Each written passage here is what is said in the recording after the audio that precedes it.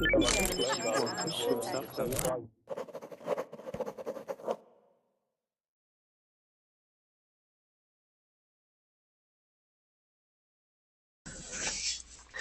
guys, welcome to Verbling.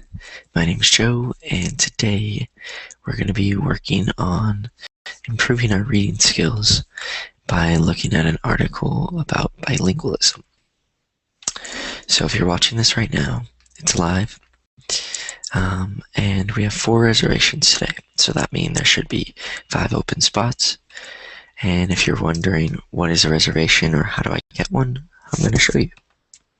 So there are only 9 spots in the class, as you may or may not know. And if you look up here, it says Get Reservations. If you go ahead and click on that, it'll bring you to this page. You'll see Invite Friends. Click on that. So here, you'll see a special link. If you copy that, paste it, share it on your Facebook page, post it on Twitter, email it to your friends, put it on your blog, put it on your Tumblr, wherever. For each person that clicks on that link and signs up for Verbling, you'll get 1 free reservation. So that's how that works. And you can get, I think you can get as many as you want doing this. So there's a lot of potential there. Or you can just upgrade straight to Verbling Premium, which it's only $25 a month.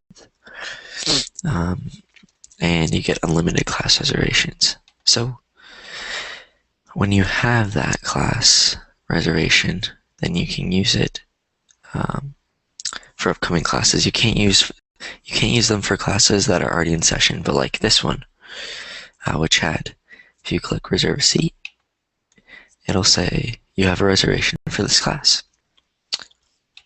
Just like that. So it's super easy, and it's a great way to guarantee a spot for yourself in the class. Hello, Tolga Han, are you there? Yeah, hello. How's it going? It's good, you? Pretty good, thanks. Where are you from? I'm from Turkey. From Turkey, alright. And you, United States? Yes, United States. Phoenix, Arizona, to be specific. Yes, United States. Phoenix, Arizona, to be specific. Okay. Yes, United States. Tolga Han, it sounds like. Okay, never mind, it went away. Alright. Okay, Nink, are you there? Okay, never mind, it went away. Alright. Okay, Nink, are you there? Okay, never mind, it went away. Tolga Han? Okay, Nink, are you there? It sounds like your microphone is picking up the audio, so I would suggest either getting headphones, or it might be the Verbling tab, so make sure you have that closed, or if you want it open, go to the class and click pause. That's what I usually do. Or you can just mute your mic when you're not speaking, and then you don't have to worry about it. Okay. Rosa Maria, are you there? Yes. Hi. Hi, how's it going? Good. Good. Okay, so right now we have 2 spots taken, so there are 7 spots available for anybody that wants to join. If not, we'll go ahead and get started. So, hi guys, looks like it's just the 3 of us today, which is good, because that means there's going to be a lot of practice, or a lot of time for speaking for you guys. So, my name's Joe, I'm from the United States, from Phoenix, Arizona. And today we're going to be looking at an article that I found on Time Magazine about bilingualism. So, if you didn't see that article, it's right here. I'll paste it.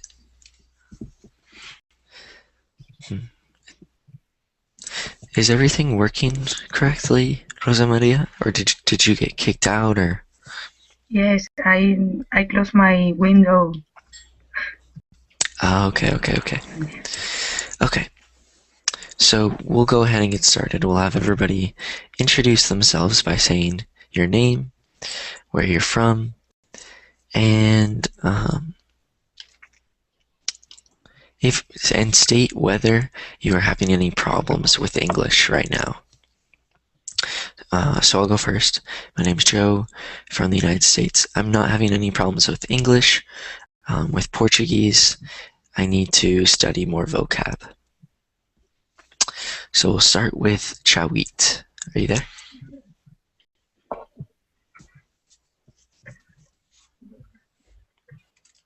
Chawit, are you there? Okay, sounds like he's not there.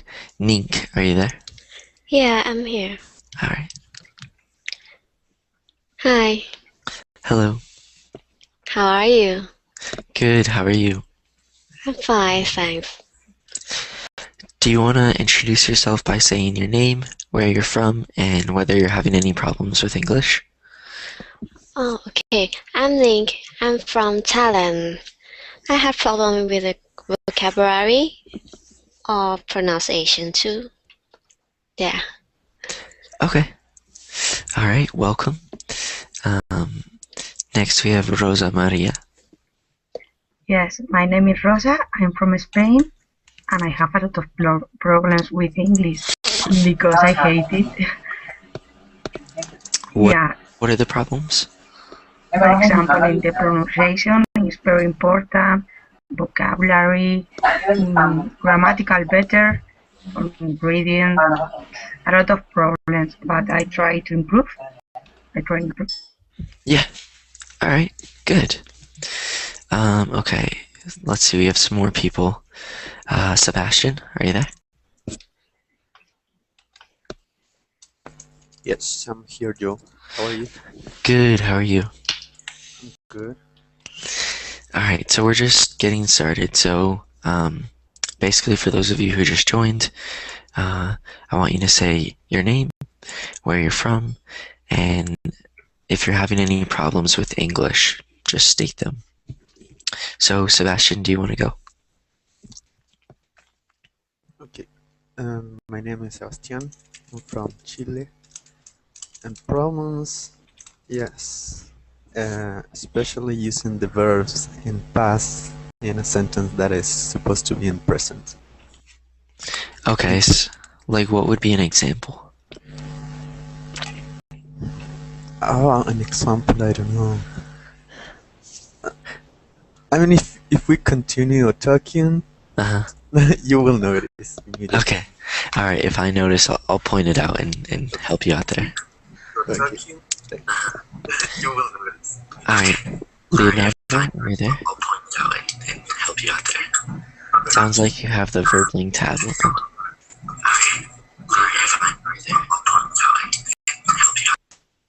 Okay, so just a reminder, make sure if you have this open, hit pause or close it. And to mute your microphone, it's up here. Okay. Leonardo, are you there? Okay. Leonardo, are you there? Yes, I'm there.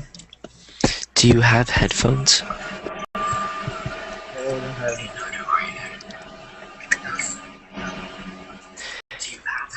It sounds like you have the Verbling tab open. So Leonardo, you're going to want to follow this. You see the Verbling tab? Close it.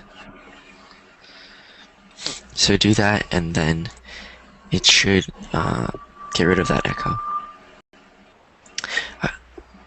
Chawit, are you there? Yes, I'm here. Alright, do you want to introduce yourself for us, please? Yeah, hello, my name is Chavit. You can call me Fast. I'm come from Thailand. Alright, and are you facing any problems with learning English? I had a problem about vocabulary. Vocabulary. Okay. All right. Welcome. Leonardo, are you there? Did you figure out the verb I link can page? hear you, but I don't have headphone. Okay. But did you close the verb link page? I think you did because it's working. Yes, So- there's no echo. Yeah, okay. So Leonardo, can you introduce yourself by saying your name, where you're from, and problems that you face while learning English? I speak from Rio de Janeiro, Brazil, and I have a 21 years old. I'm a marine biologist. I I did a English course in 2011, and I'm returning to study English this year because in next November I will go to South Africa, make a interchange, and I wanna improve my vocabulary, pronunciation. Wow, that sounds amazing. Cool. All right. Yes, I'm excited to go. Yeah, no, I'd be really excited too. That's really cool.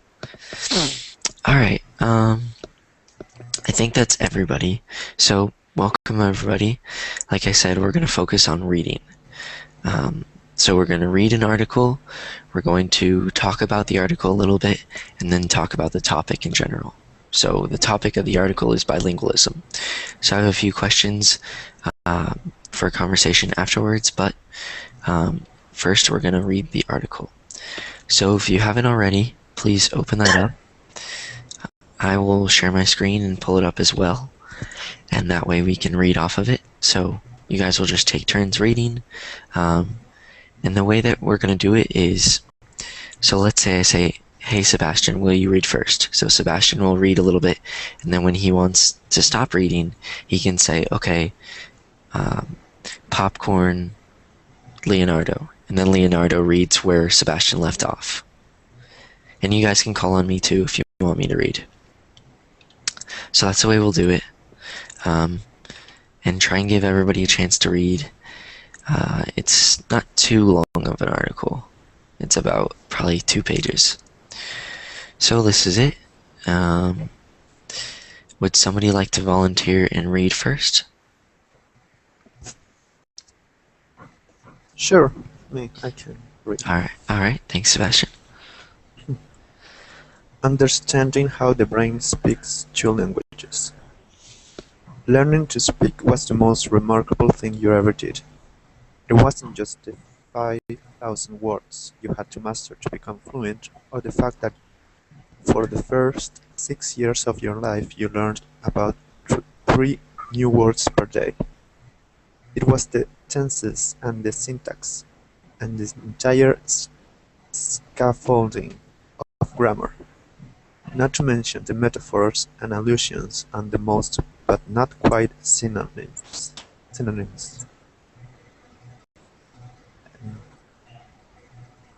Okay, Leonardo.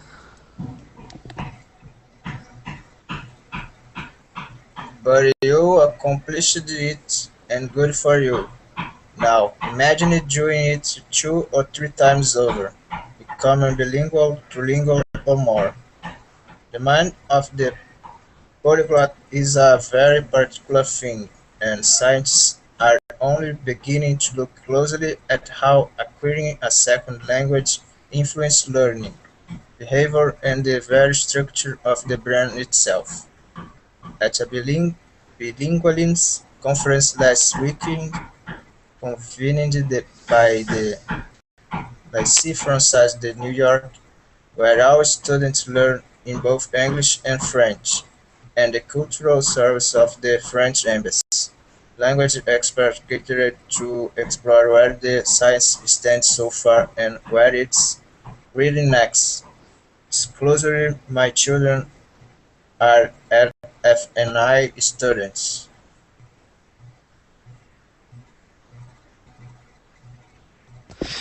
All right, and you can call on somebody else.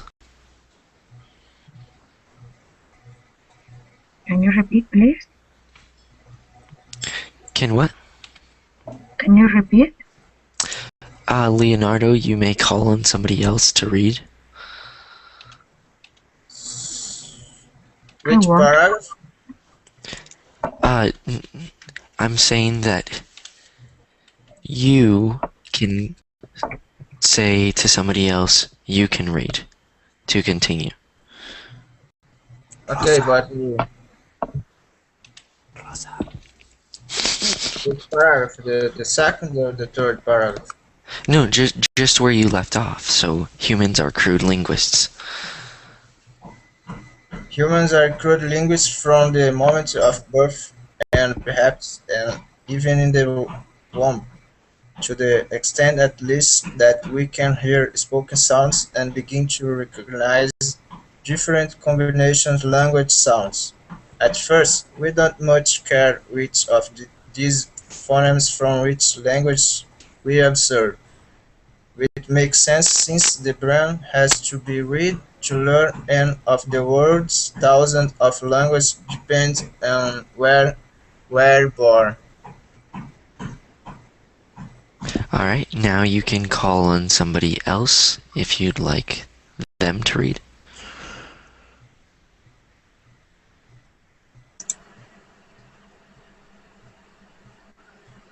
It could be Rosa, I think. All right, Rosa, would you like to read? Yes. Okay. Before 9 months of age, a baby produces a Bible made up of hundreds of phonemes from hundreds of languages, said Elizabeth Cross, a speech therapist with the École Internationale de New York. Parents will react to the phonemes they recognize from their native tongues, which reinforce the baby's use of those selected ones. I continue? Yeah, continue or call on somebody else, whichever you'd like. For me, it's good. Yeah. Doubling down on a pair of language rather than just one does take extra work, but this work young children are generally not aware they're doing. Bilingual people of all ages are continually addressing what research psychologist Ian Bialostok of Toronto's New York University calls the dog-genes dilemma, encountering an object, action or concept and instantaneously. I don't know the pronunciation of the word. Instantaneously. That's a difficult word. Okay, instantaneously, There you go. toggling between two different words to describe it. Such nimble decision making, how to improve on the fly problem solving, and studies show that it does. Good. Okay, I want to stop right there real quick because I think that's a really interesting paragraph. So I'm going to read it one more time. Doubling down on a pair of languages rather than just one does take extra work, but it's work young children are generally not aware they're doing. Bilingual people of all ages are continually addressing what research psychologist Ellen Bialystok of Toronto's York University calls the dog-chien dilemma, encountering an object, action, or concept and instantaneously toggling between two different words to describe it.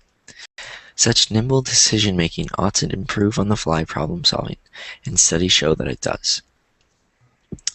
So, what do you guys think about that? What they said, dog-chien dilemma.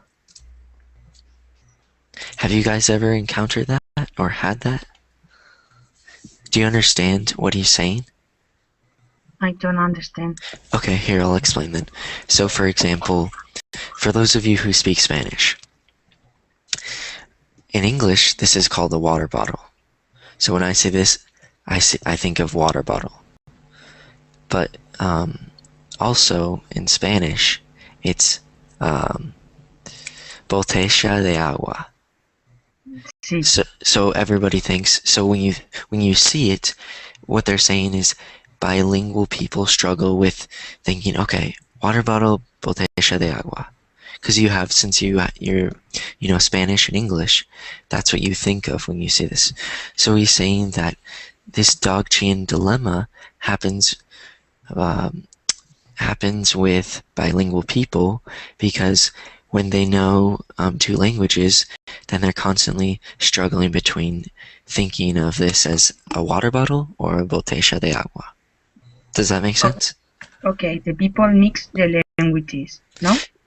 Yeah, their brain is struggling, which means it's difficult for the brain to think because there are two different things to call this.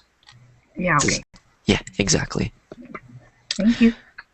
So, do you guys ever have that? Introduce yourself for us, please. Or what do you guys think about that? No, my name is Shavit. You can come Yes, fast.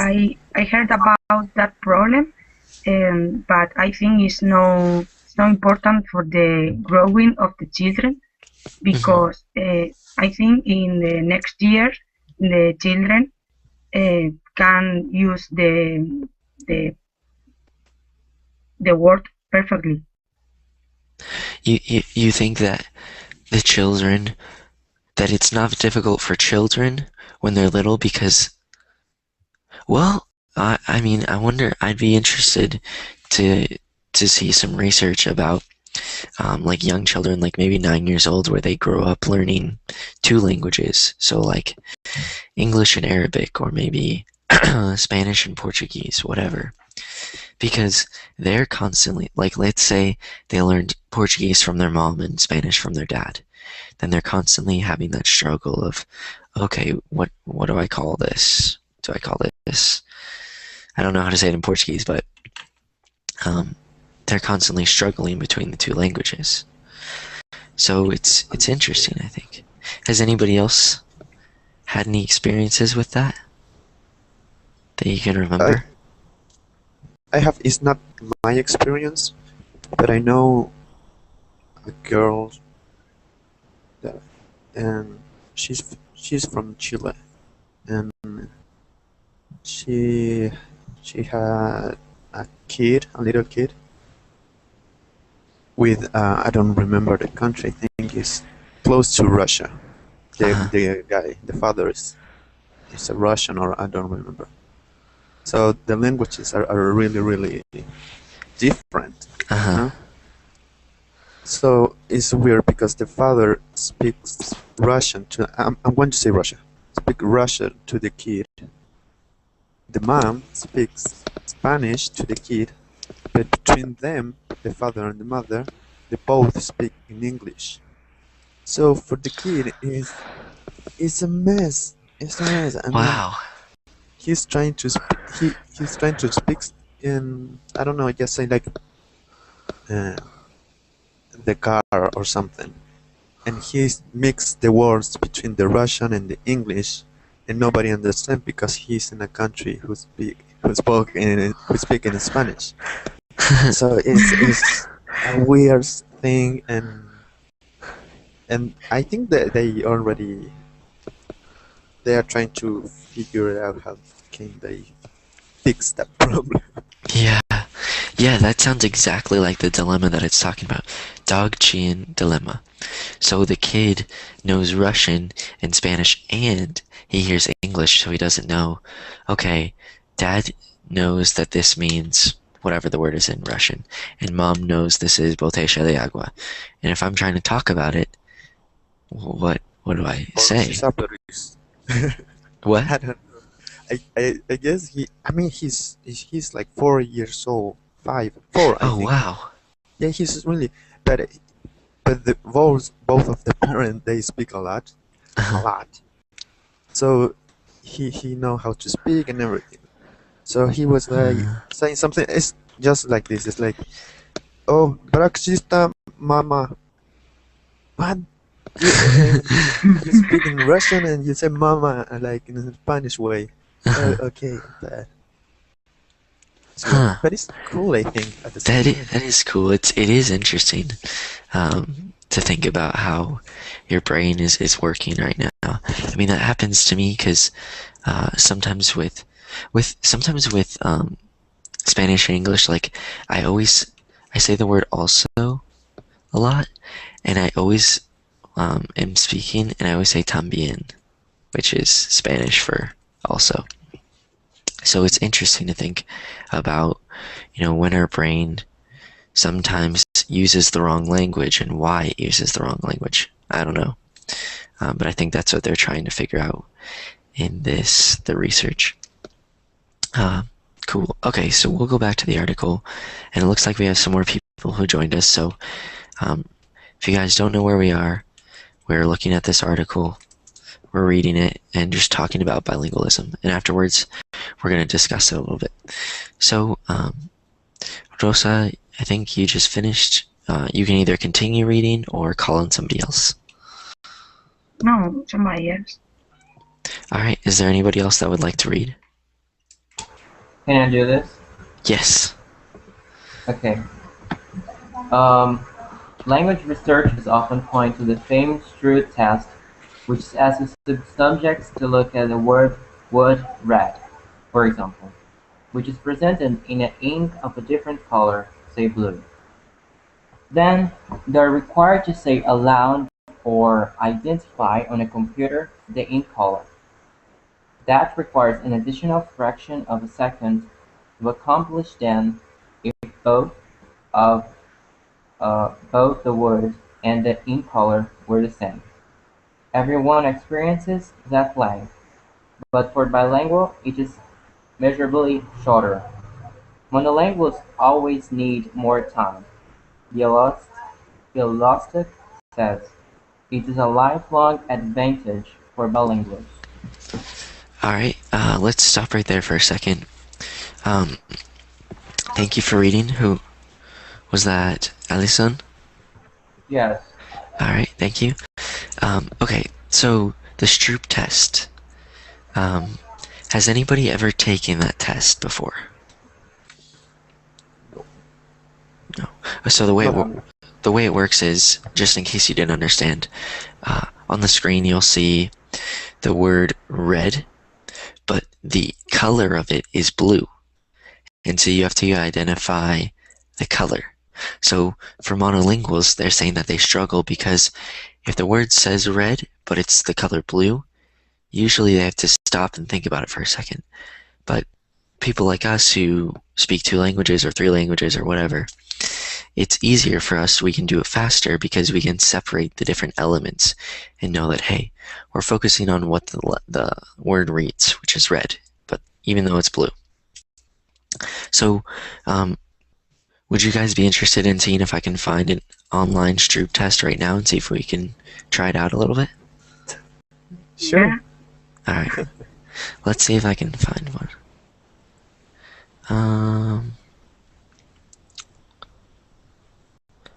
Okay. Well, I have a question for you and the guys. I don't know if it happens to you, but when I'm talking in English, for example, like right now, and I'm in Facebook, and a friend of mine start to write me to speak to me on Facebook in Spanish. That is my native language. I have to be, I don't know, my head is struggling with the English and the Spanish at the same time, because I'm thinking and talking in English, but I'm writing in Spanish, and sometimes I start writing to my friend in English, and I send my entire conversation in English. Hey, dude, what the hell? Oh, I'm sorry, I was sick. And it happened to me a lot, and I think it happens to you guys, maybe. It happened to me too when I was at my school, and one friend of mine came to me to talk, and my mother tongue is Portuguese first, and he was like, do you have a time to talk to me? And we were talking in Portuguese, and I was like, yes, but I'm not, and I was thinking in English, and I was like, oh my god, how was the word in Portuguese? It's available. And I said, estou disponível, which means the same thing. I'm available. And was like, can I speak to you in English? Because I'm thinking English right now. That's funny. Has that happened to anybody else?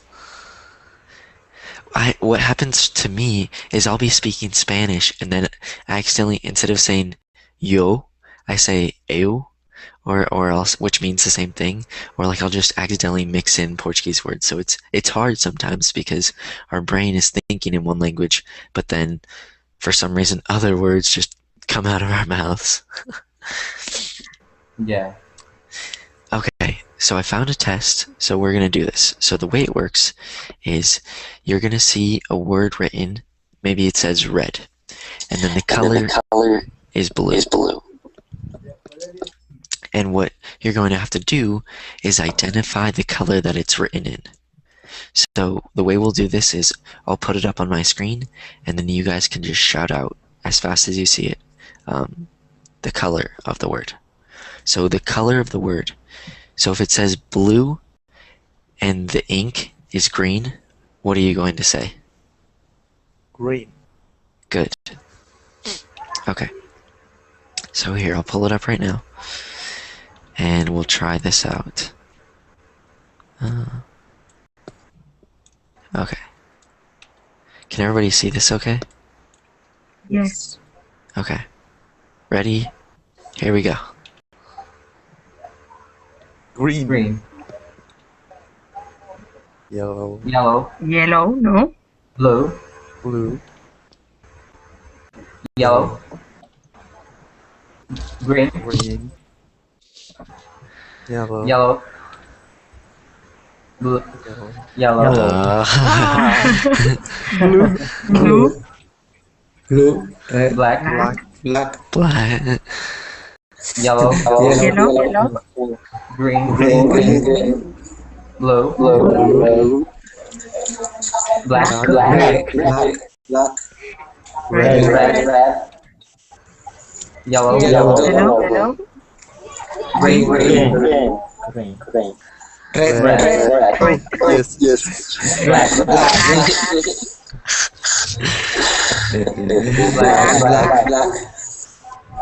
Blue. Oh, okay. a lot, Let's see what this says. Okay. So hold on, I'm gonna mute Nefris. I think your microphone is picking up an echo. What? Excuse me? An echo, so like if you hear me say Sebastian, and then you also hear Sebastian. Ah, okay. Sorry. That's okay. Okay. So let's see our results. Let's see what it says. Most people respond faster and more accurately to the congruent trials, that is, when the word matches the color. This indicates that the act of reading the word has become automatic for many of us, and we have a difficult time suppressing that response. So, congruent means if it says yellow, then the color is yellow. Incongruent means that it says red, and it's red, and it's like yellow or a different color. So here is our average response. 18 seconds. That doesn't make any sense. It was they probably forgot to move a decimal over or something. Maybe it was like 1.8 and 2.4. So it's interesting because we all responded slower to the congruent, which means the words that were like red and the color red, we were slower and faster at the ones that were different colors. Maybe that's because we're bilingual, trilingual, etc. Or maybe we were expecting that the word it will be different to the color. So we were like, whoa, oh. Like our brain exploded. That's true too.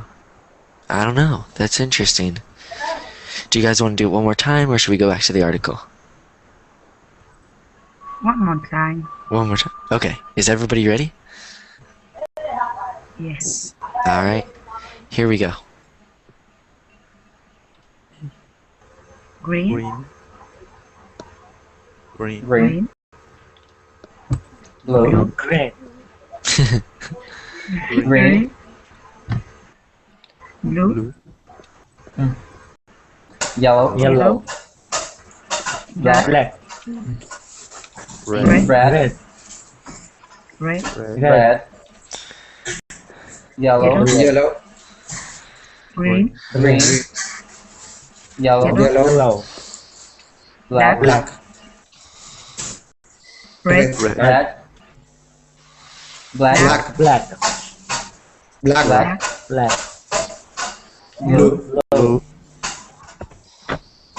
Green. Green. Green. Red. Red. Red. Yellow. Yellow. Yellow. Yellow. Okay, so we're a little bit slower, but the same thing. So I don't know average response. 46 seconds. I think it's supposed to be 4.6 seconds sounds more correct. So same thing. We were still slower on the congruent words or congruent trials. So that's interesting to see how it works because, well, one, like Sebastian said, we're expecting it. We're expecting the color to be a different color than the word. So if it's red, then the color's yellow. But then also, maybe it's easier for us to do it because we speak more than one language. It'd be interesting if there was somebody here who is monolingual, but I mean that wouldn't be possible. But if we could see monolingual results or results from a monolingual, because I feel like maybe they'd be opposite. I don't know, something cool. Okay, so it looks like we have some more people. So just in case you guys haven't been following along, we just did the Stroop test, which now you know what that is. That's where the test where you're tested on telling the computer the color of the word. So if it says red, but the color is blue, then you'd pick blue. And we're looking at the article, which I posted in the VerbLink chat, so go ahead, click on that, because we're going to finish reading that right now. Okay, so would somebody like to go next? Volunteer and read?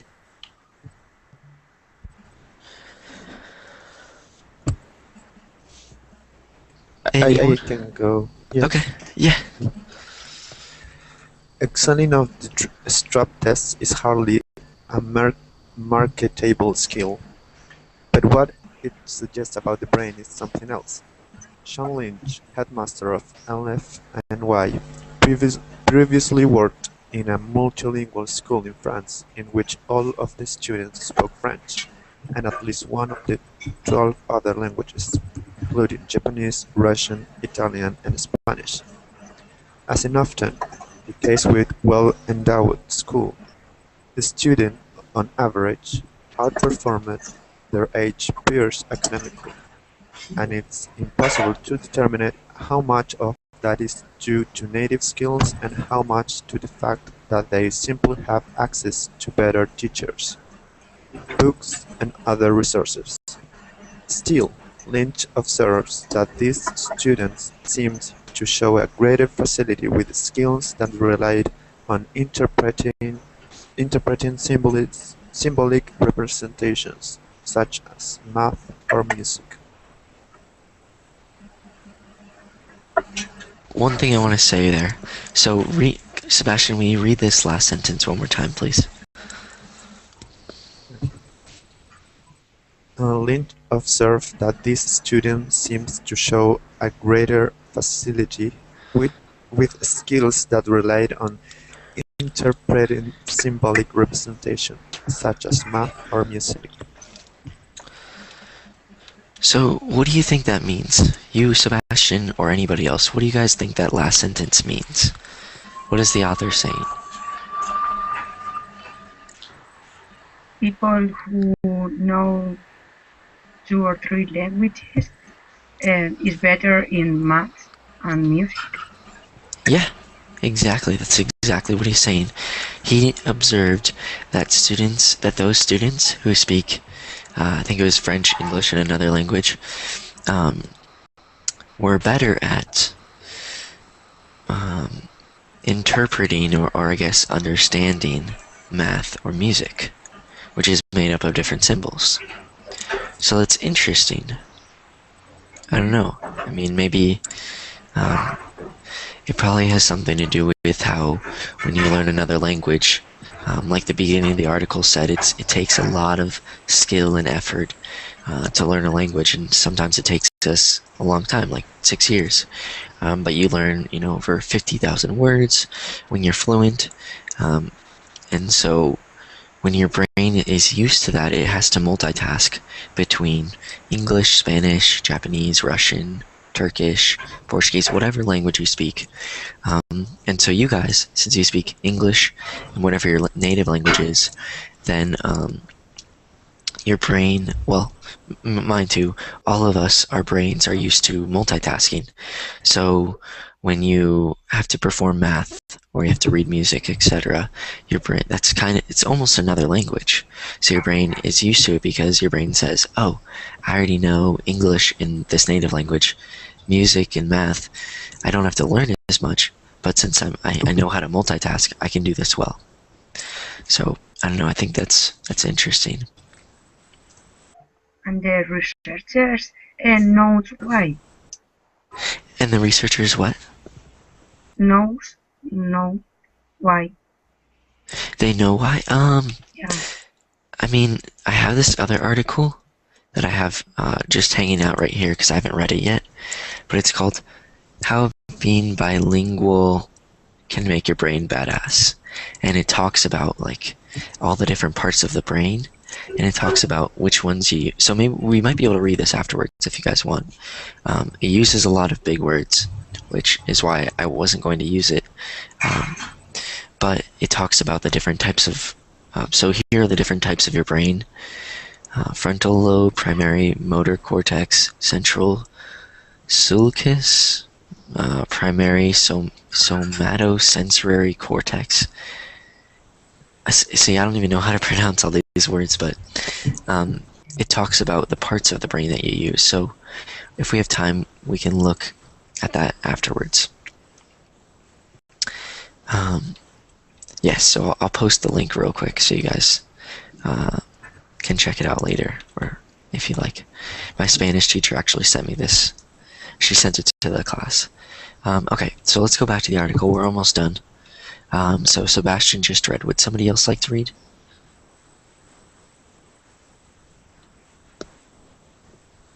Anybody? Any takers? Yeah, Okay. Okay.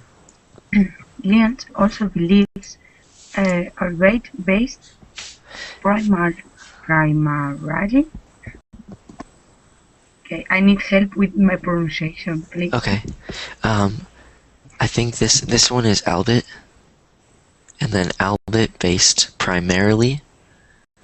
Okay, on his own observations that multilingual kinds may exhibit social empathy sooner than children who grow up speaking only one language, which makes developmental sense.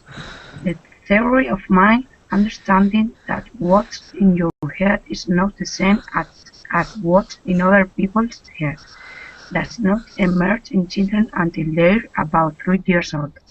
Prior to that, they assume that if, say, they know a secret, you probably do too. There's a kind of primal narcissism in this. I believe that the world views in the universal one. Once they learn that's not the case.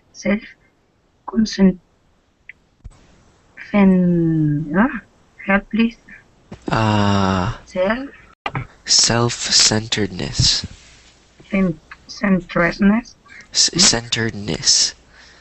Centeredness. There you go.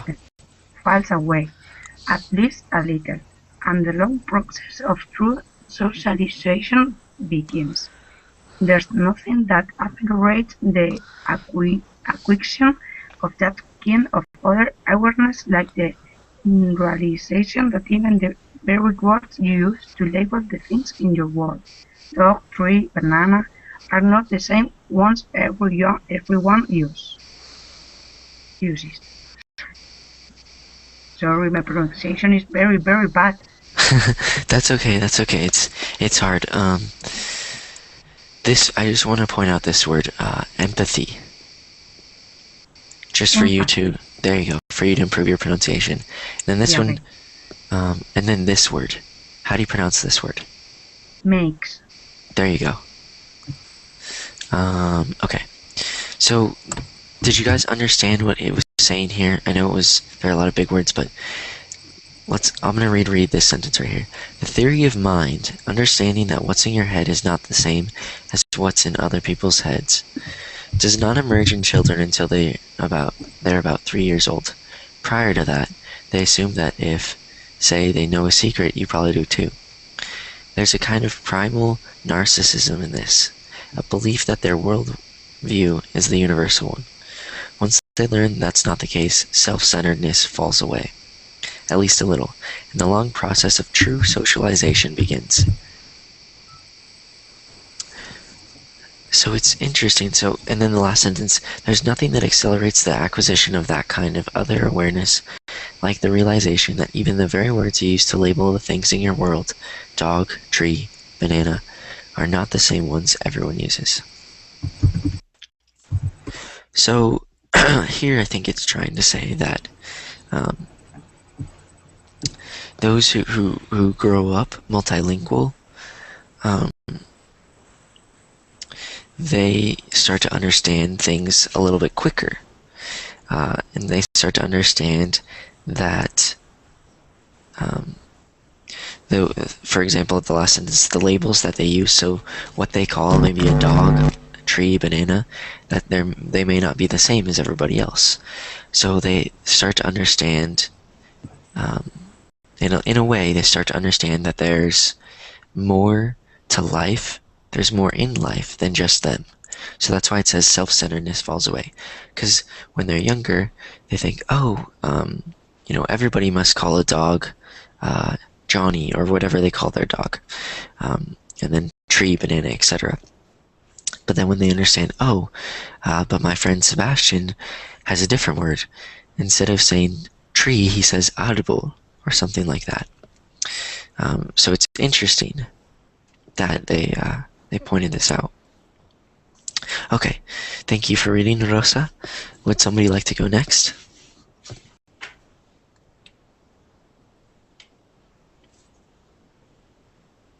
Anybody?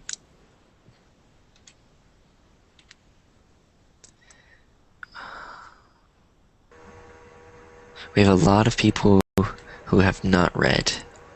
Is there anybody interested in reading? Akshin? Yeah, okay. All right, thank you. So where did we stay? In preliminary? Yeah, you're absolutely right. Okay. Preliminary imaging work suggests that the roots of this behavior may even be visible in the brain. Some studies, for example, have shown a thickening of the cortex in two brain regions, most importantly the left inferior parietal, which helps code for language and gesturing. Bialystok is not entirely sold on these studies, since she would expect the greatest difference to be in the frontal lobes, where higher functions such as planning, decision-making, and other aspects of what's known as executive control take place. Some of her own work has found an increase in white matter, the fatty shedding that insulates nerves and improves their ability to communicate, in the frontal regions of bilinguals, suggesting denser signaling and complex stop functions in these areas. Structural differences are where the new science is really unfolding, she says. That work will reveal a lot. All right, thank you. So that paragraph talked a little bit about the science behind it.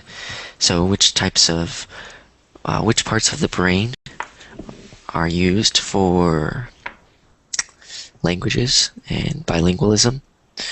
So the left inferior, I don't know how to pronounce that, parietal, I think. something like that. In Spanish, parietal. Parietal. That's what I was thinking. That's what I want to say, but let's see how it's supposed to be pronounced. Parietal in English, which makes no sense. But anyways, here's the parietal lobe. So I think it said the left one, so it'd be on this side as opposed to the other side. And then what else did it say? The cortex, most importantly, the left. Okay, I don't think it says the other one. Oh, the frontal regions of bilinguals. So that might be the frontal lobe. So here and here is where your brain is improving or growing stronger from knowing 2 languages. So that's kind of interesting. Okay, thank you for reading. Would somebody like to go next? Would somebody like to go next?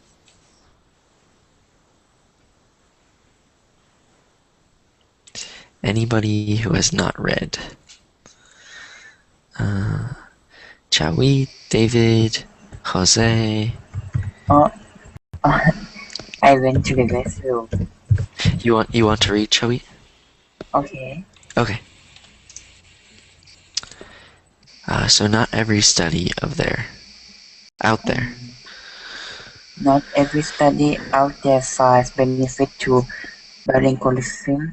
Earlier this year, physiologists at Concordia University in Montreal studied 168 children aged 1 and 2 years old being raised by bilingual parents. In general, they found that the kids in the younger half of the cohort had smaller comprehension vocabularies. The number of words they appeared to understand than kids being raised monolingual. The other half of the sample group had smaller production vocabularies, or words they could pronounce. This results the researcher believed from parents mixing their language when speaking to their kids, choosing the words they feel the children will have an easier time understanding or reproducing. That in turn leads to what linguists call code switching, a commingling of tongues by the children that produce what Americans for Spanglish or Frenchlish when Spanish or French melded with English. This particular study produced more complex comminglings since it includes kids speaking German, Japanese, and Farsi as well. However, I cannot speak that word. All right. Which word? Bailystok. Okay, so that's the last name. I'm not sure either. Bialystok? Bialystok? Bialystok agrees that this is a short-term disadvantage by bilingualism and says the most case the kids catch up. Okay. Thank you for reading, shall we? Okay. Yes. What does the word comminglings mean, if I'm pronouncing correct? This particular commonling. Comminglings, yes. I'm gonna look that up. I think I understand it because of the context, but I'm not sure how to define it. To mix or mingle together. So commingling is the verb. So when it's used commingling, it means mixing or combining. So mixing or combining of tongues or different languages, for example. Okay. So do you guys understand the term quote code switching? Do you guys know what that is? Yeah, the code would be the language, right? The words that are Yeah, exactly. So brain. So it's the So, way we use every word to make the language be used. yeah, so what would be an example of code switching? Does anybody have one? Spanglish. Exactly. But it's like, you have to do it so it's grammatically correct. So for example, if I were to say, gosh, I really want to practice my Portuguese right now, pero no tengo tiempo. So like when I switch from English to Spanish like that, that's code switching. So a lot of people who are bilingual, I mean, I hear it a lot in the United States where people who know Spanish and English, they'll be speaking in Spanish and then they'll just switch to English really quickly. So, but you have to do it so that it makes sense grammatically. So you couldn't say, I'm trying to think of an example.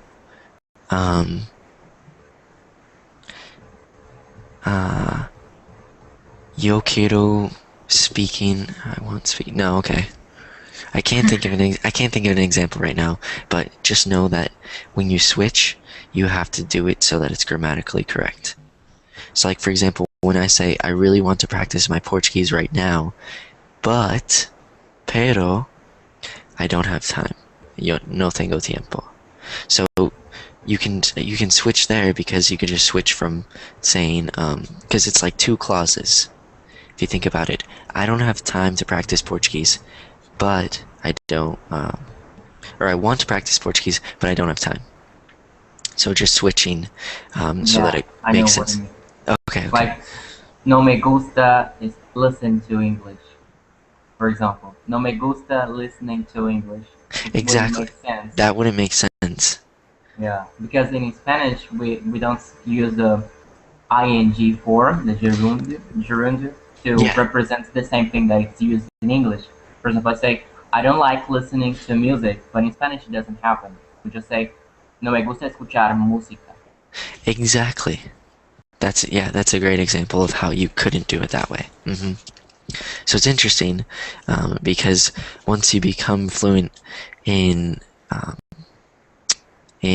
your, well, obviously you're fluent in your native language, but once you become fluent in a second language, then when you're speaking to people who are fluent in both languages just like you can code switch, and it's cool. You could probably Google it on YouTube and probably find a ton of videos on it. But yeah, it's cool. Okay, back to the article. So we have only 3 minutes left. Would somebody like to read here?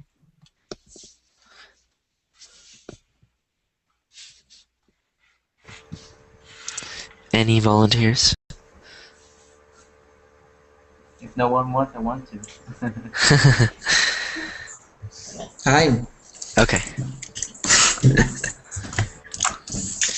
And when they do, language skills acquired early can pay late life dividends.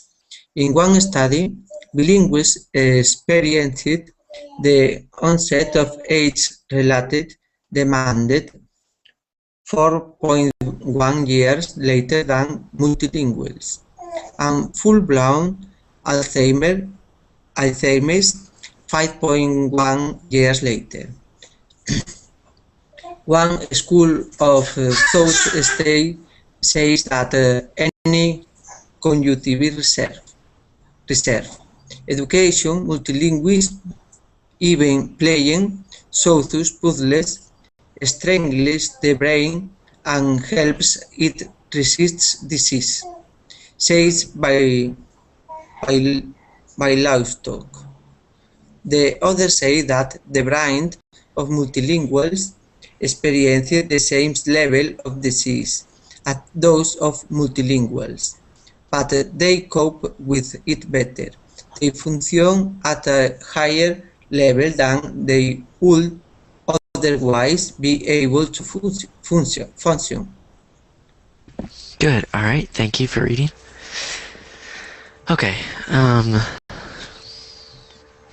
So basically what they're talking about here, or actually, what are they talking about here? Instead of me telling you, what did you guys understand or pick up from that paragraph? That we are less likely to have brain problem like Alzheimer than other people who just speak one language. Exactly. So these type of diseases develop when you get older, but what the research has found is that if you have two people who one is monolingual, the other is bilingual, this person is going to get the disease quicker. So let's say they're both 75, and this guy gets it, and this guy does not. Then, this guy has it for 5 years, and then this guy gets it. So what they're saying is when you learn another language, your brain has to work harder, which makes sense. So it becomes stronger. And when it becomes stronger, you can resist developing these diseases. It's a muscle. Exactly. You're right. You have to exercise. Exactly. In Sudoku, if you don't know what that is, you have like a grid, and there are 9 squares, and then in each square is 9 squares, little squares, and you have to get 1 through 9. There are a bunch of rules, but basically you have to fill in the numbers, and they have to be you have to have 1 through 9 in each row, 1 through 9 in each column, 1 through 9 in each square. So it's really interesting to do it and see how it works. But that brings us to the end of the class. There was one thing I wanted to say, but I can't remember. Oh, who was reading last? Was that Jose? Or no? David? Jose, I think. Jose.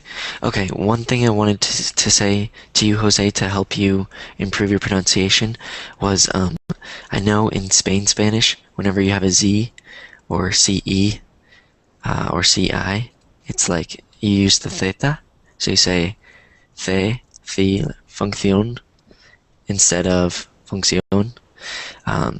So one thing I just wanted to point out was that to improve your pronunciation in English, don't apply that rule.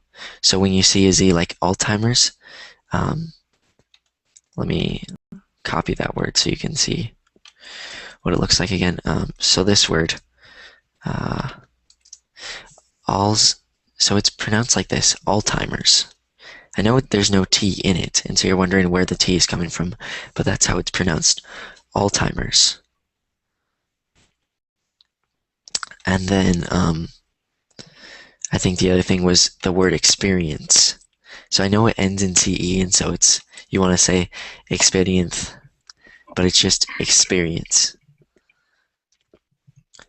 So yeah, those are 2 things I just wanted to point out to help you out, to make sure that you knew, which I'm sure you already did. Your Spanish was kicking in, but that's okay. Other than that, thank you guys for coming. I know we didn't finish the article, but if you want, you can finish it on your own, and then comment on my Facebook page and let me know if you found anything else interesting, or if you just like to talk about it, because I'm going to read it in a second and finish it. And that other article, if you want to check it out, it's right here as well. But other than that, hopefully you guys enjoyed the Stroop test, reading this article and speaking about bilingualism, and I hope to see you guys again soon. Thanks. Very interesting class, Joe. Thanks, Rosa. Bye. Thank you, Joe. Bye. Take See you care. guys. Thanks. Bye. Take care.